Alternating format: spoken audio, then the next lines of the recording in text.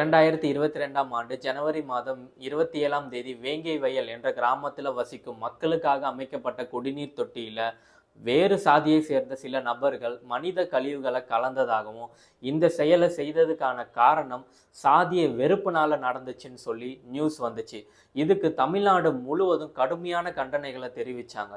இந்த நிலையில அந்த வழக்கு உடனடியாக சிபிசிஐடிக்கு மாற்றப்பட்டுச்சு.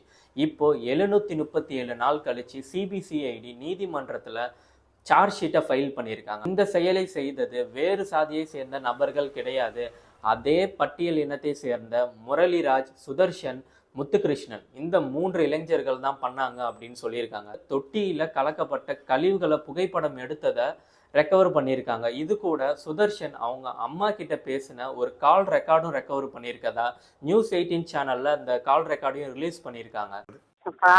என்னம்மா என்ன விசாரிக்கலையா?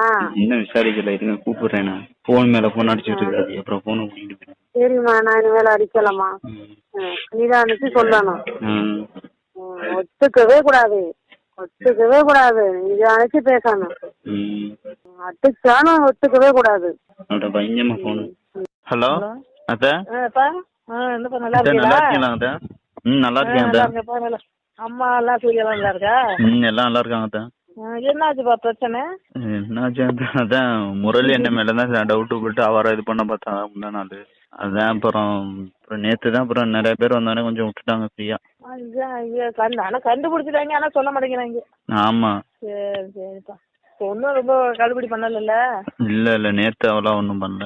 சரிங்க சரிங்க. வேலை எதுவும் பண்ணி போட மாட்டாங்களே? இல்ல அது மாதிரிலாம் எதுவும் பண்ண மாட்டாங்க. அதான் அந்த நின்று பயந்துகிட்டு இருக்கிறாங்க. வேலை போயிருமா என்ன?